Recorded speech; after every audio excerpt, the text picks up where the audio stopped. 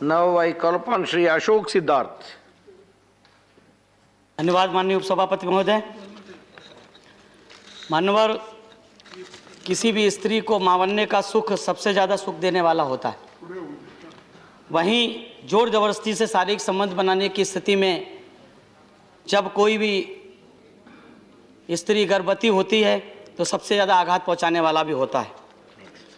मान्यवर, यह विधेयक निश्चित रूप से अपनी प्रकृति में प्रगतिशील है, लेकिन सरकारों की सुस्ती और ब्यूरोक्रेसी के कारण महिलाओं के महत्वपूर्ण कानूनी अधिकारों को विस्तार देने वाला यह बिल, जिसकी शुरुआत 2006 में हुई थी, काफ़ी लंबे समय से लटका रहा है और देर से उठाया गया और स्वागत युक्त कदम है ये।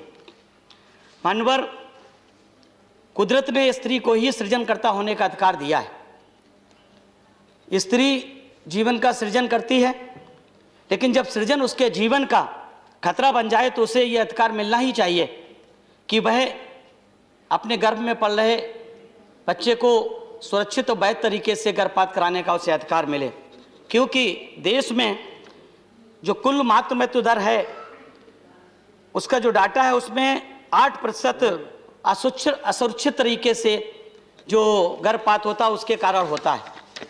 मेरा सरकार से कुछ डिमांड है कि सरकारी और गैर सरकारी नौकरियों में जो हमारी माँ बहनें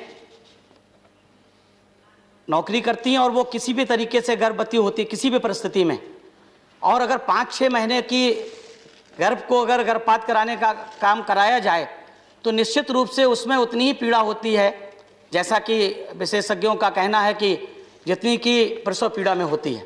तो ऐसी परिस्थिति में उन्हें सवेतन उन्हें छुट्टी देने का अधिकार मिलना चाहिए। साथ ही साथ जो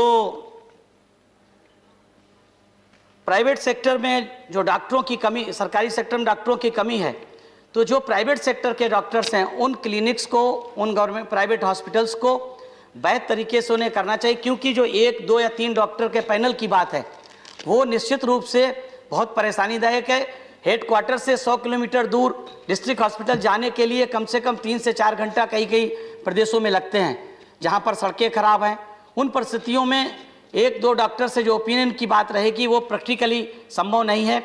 मेरी सरकार से ये निवेदन है कि खासतौर से ये एहतियात बरता जाए कि ओपिनियन लेने के मामले में। दूसरा, ये एहतियात बरता जाए कि इस परीक्षण के खासतौर से इस बिल के माध्यम से कहीं ऐसा ना हो कि भ्रूण लिंग की हत्या होनी शुरू हो जाए। ऐसे एहतियात बरतते हुए मैं इस बिल का समर्थन करता हूं। धन्यवाद। Thank you, Siddharth ji.